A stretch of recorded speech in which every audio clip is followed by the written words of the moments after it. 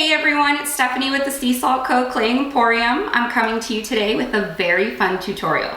I'm super excited to share this tutorial with you guys. If you follow me on Instagram, then you know I posted these cuties yesterday. Cinco de Mayo is approaching, and I thought how fun would it be to do some very cute margarita earrings. So we'll be using the margarita cutter that I'm launching this weekend. And if you want to learn how to make these adorable margarita charms or earrings, stay tuned. So these are the materials and supplies that you're going to need for this tutorial. I used translucent clay. I'm using Cernit because I love how clear it is. I like Sculpey translucent, but that one tends to be just a bit beige. We're only going to use a tiny bit of translucent. I'm also using some chalk pastels. This is what I'm using to color my clay. I'm using white Sculpey Souffle, but any white clay should be fine as long as it's not Sculpey 3, that's too brittle. I'm also using a margarita cutter. We're going to use some resin and also some cornstarch. I keep my cornstarch in Tupperware. I'm cleaning the blades on my machine to keep my white clay nice and white. And then I'm going to go ahead and start conditioning my clay. So the rule of thumb that I use for conditioning my clay, I don't really count how many times I put my clay through the pasta machine. I kind of more or less just look and feel, how does my clay feel?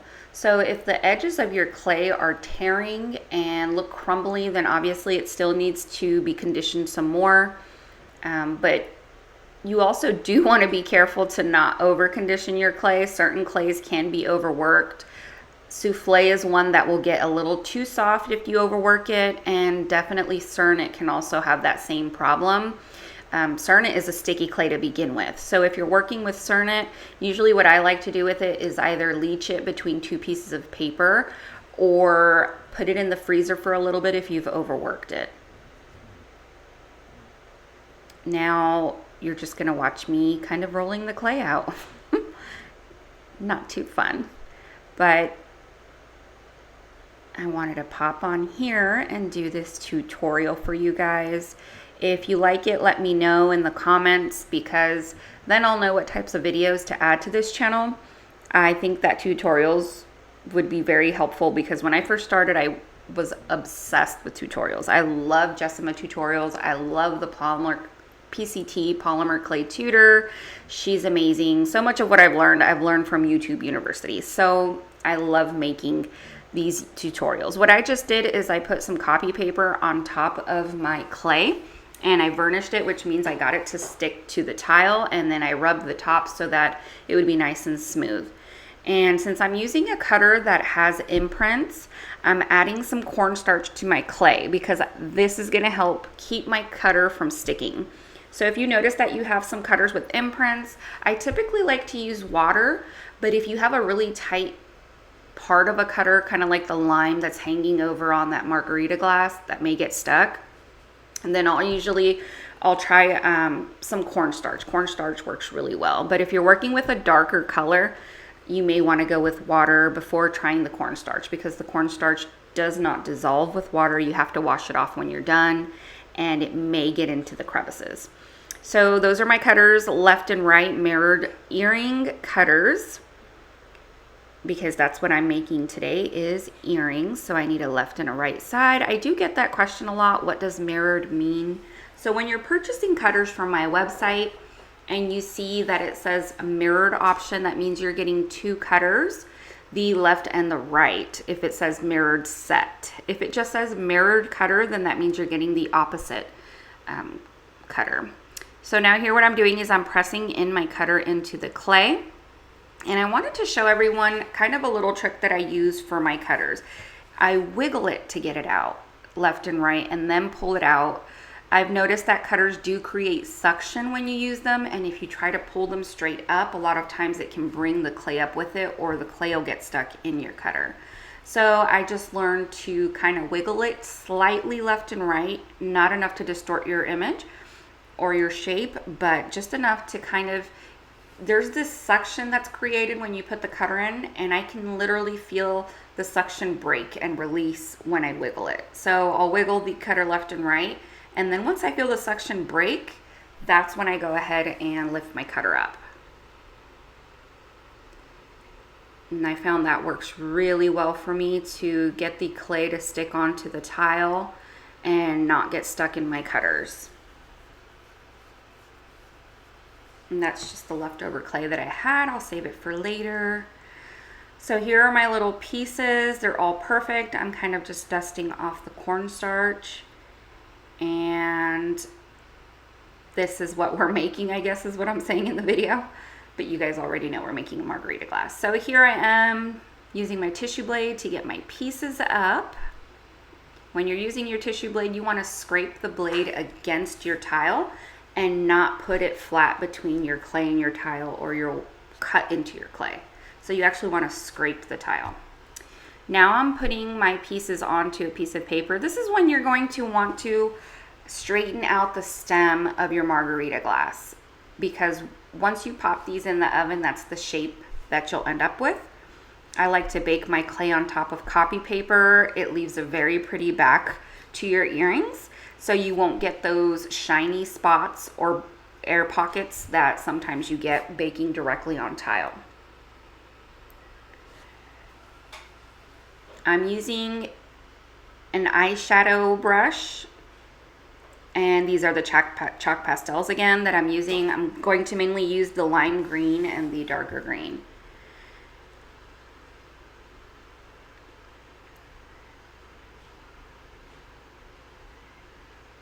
So there are the colors. I love using chalk pastels. When I first started claying, I actually was doing miniature foods a lot, and I still love doing miniature food.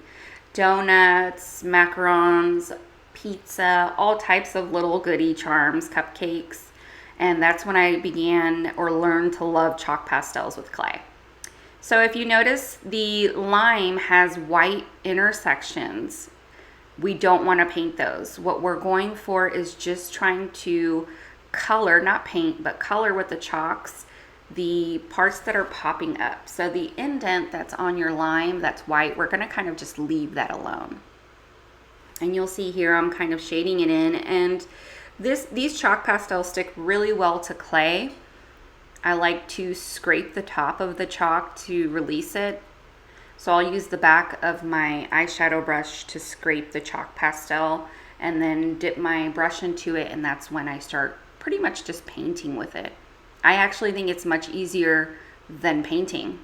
You're literally just spreading the powder. So if you know how to do eyeshadow, you are going to be a pro at using chalk pastels. It doesn't look like much, but once we start doing the shading, it's really going to transform the look of this charm or earring. There I am scraping it.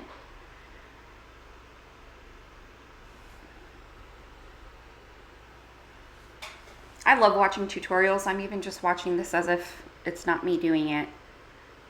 Sometimes I fall asleep watching tutorials just because it's fun to me. I'll watch that or pimple popping because I'm very, very, very awkward. I'm just like, I don't know what's wrong with me. I guess it's the nurse in me. I love watching Dr. Pimple Popper and gross stuff like that. So I'm sorry if that is not what you like to watch. So I'm just going to continue on shading my pieces, and then we'll shade in with a darker color. What I noticed that I did during this tutorial that's different than the little charm is when I was doming my resin, I put it over the white parts in the lime, and I didn't want to do that because the white pops out more when it doesn't have resin on it. So you'll see, I think towards the end when you see that. And I am also shading in the sides. It's up to you if you want to do the backs of your earrings or charm. I decided not to. I just kept them white. And I did go and resin the back on my original set of earrings. So I'm going to probably do the same to these, add some resin to the front and the back.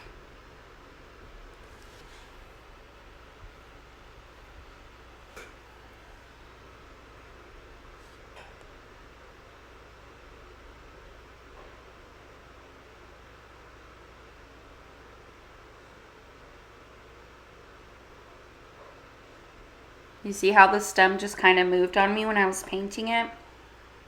With these little margarita glasses, you really want to pay attention to the stem, especially when you put it in to be baked, because if the stem is crooked, it's going to come out crooked. Now, there is a trick to that though, and this goes for any type of clay piece. If your clay piece comes out of the oven and you notice it's misshapen, like I had one of these stems come out that was misshapen when it was baked, all you do is hold it straight, of course not burning yourself.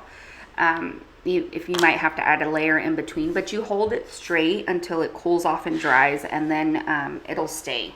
It'll pretty much stay that way, so you can correct it. And I do the same for air bubbles. If I notice my piece has an air bubble in it, I can grab some paper and then put it on top and kind of press it in with my finger on top of the paper, or put something heavy on it to kind of push those bubbles in.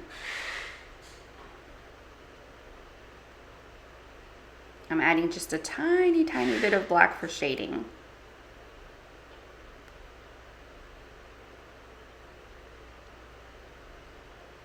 Now we only want to put the darker colors at the base of the margarita glass.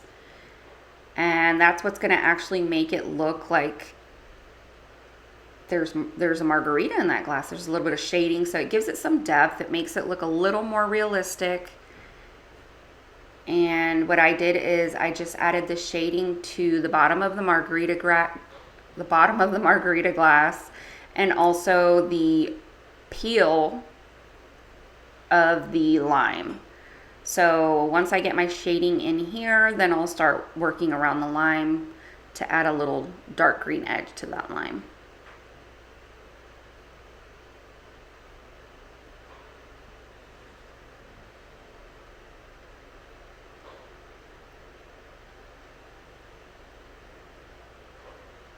This is a little bit of black just to add even a little more dimension to it.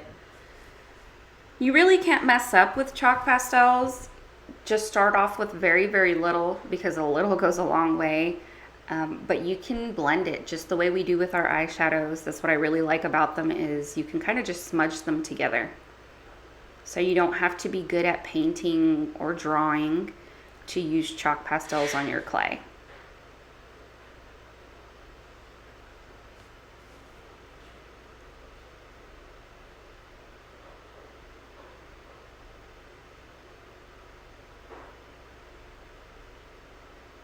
Okay, now is when I'm shading in around the little lime to make sure I get the whole peel, the rind, nice and dark. I think these are the cutest little charms earrings. I'm looking forward to doing more tutorials, because like I was mentioning earlier, when I first started, tutorials is all I did, and that's how I learned. So, and I get so much out of it. This is so fun for me to go ahead and clay and just show you guys how to do it if you don't know how, or if you're like me, it's kind of soothing to watch someone else doing clay. I don't know why. I'm just, I guess, a weirdo. But I like to watch other people doing clay and doing tutorials. So hopefully there is someone out there getting ready for bed watching this video, and I'm not annoying them with my voice, because I don't like my voice. All right, so we're almost done with these. I think I just have one or two more limes to shade. And then once we shade in these limes, then they'll be ready to bake. I used my little mini toaster oven that I converted into a clay oven. I do have a YouTube video on how I did that if you want to go watch that. And since this is Sculpey, I bake at 275 and I bake for 30 minutes. Now we're going to be using resin on these earrings or charms, so I'm not too picky about my bake times. So if these were for earrings, I might bake my clay a little longer, just to make sure that the plasticizers and the polymer inside of it just sticks well together. But since they're going to have resin on it, you have a little give on your baking time, because the resin is so strong it'll hold your earring together. So there I am conditioning the Cernit. I'm using the tiniest piece because I'm only making the salt with it. So I'm cutting out little strips, and then I'll cut those little, see how sticky the Cernit is? It literally sticks together. I pulled it apart like string cheese. So we're gonna cut these into little cubes, and these will be our salt. I'm going to bake them, and then once they're baked, we'll be able to apply them to our margarita. I did try before putting the raw Cernit on top of the margarita and didn't have much luck with them adhering, probably because we're using chalk pastels and maybe some of the cornstarch, so they don't adhere very well. I didn't want to use any liquid clay to get them to stick because I wanted to go for a really clear translucent look. You know, this is salt and a glass, so I didn't want to add anything that could make it any more opaque. So that's why I decided to go ahead and bake and then attach them. And I also didn't want to put them on there and have to smush them in for them to stay. So there are my pieces all baked. This is what the translucent clay looked like once it's baked, and you can see it actually does kind of look like salt, like rock salt or salt rock. Am I saying that backwards? So now I'm going to go ahead and sand these pieces. Usually I've noticed that when sanding, I don't like to start from the front of a piece because the front of the piece is usually perfect. So I try to sand from the back, and I'll flick the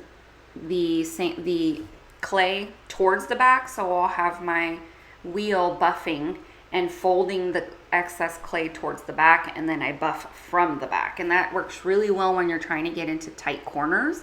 Instead of trying to dig my Dremel into that skinny little corner and messing up the front of my piece, I just sand it from the back, and it seems to work really, really well.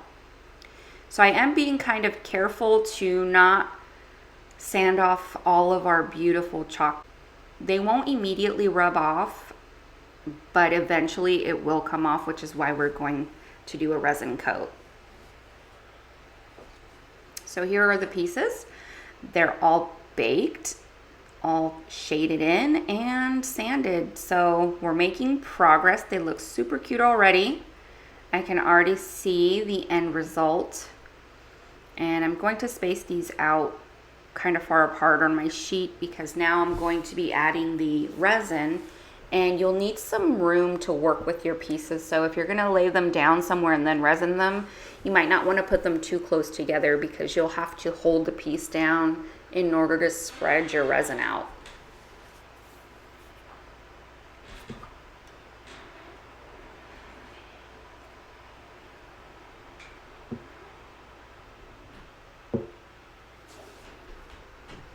Now I'm just putting the resin on top, and I'll go ahead and spread the resin out. What I love about resin is it won't just spill over. It's not like water that's just gonna pour over your piece. Now, if you put too much on, it can just pour over the edges, but what you actually have to do is spread it on. I'm using a paper clip. I like to use toothpicks, paper clips, anything that's super tiny that'll get into the tiny little spots. And this is what I was referencing to in the very beginning of the video, is I went ahead and put resin all over that lime.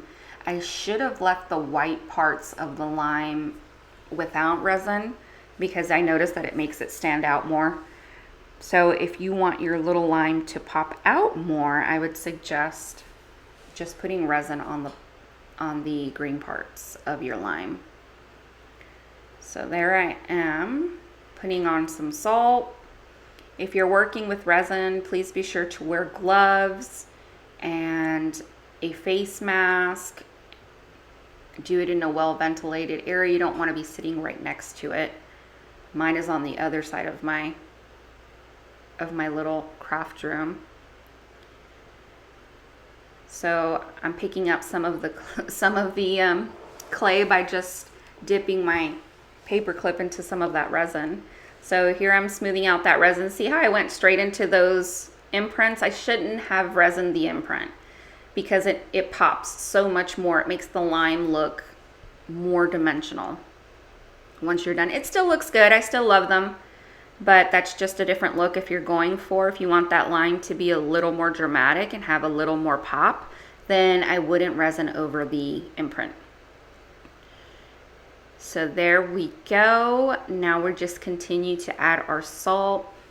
If these are something that you want to make several of, I would suggest go ahead and just make a ton of that little salt, those little cubes.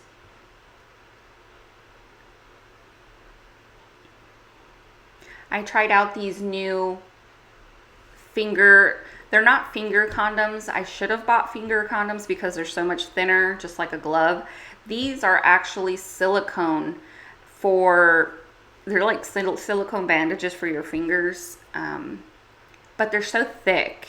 And I bought them because they're reusable, and I thought, okay, well, less waste. You know, I'm not going to constantly be throwing these little gloves away, and I can just wash these and reuse them. But they're very thick, so I'm not sure how I like them, or if maybe I'm just not used to them. And you can notice here how I'm pushing that resin all the way out to the edge and it's not dripping over. That's the beauty of resin. So I have to actually touch the surface with my paper clip for the resin to be able to go there. I love that about resin. So that's my last little margarita. At first, I was trying to use small little pieces of that salt rock, but I noticed that the chunkier and the more it sticks out, the better your piece is actually going to look. And you kind of want to give it that jagged looking little edge because that's what makes it look like a real margarita. So there I am putting more salt on there, making some yum. Now I want a margarita. Does anybody else want one? Is it Friday? I think I'm going to celebrate this Friday's launch. I'm going to make a margarita.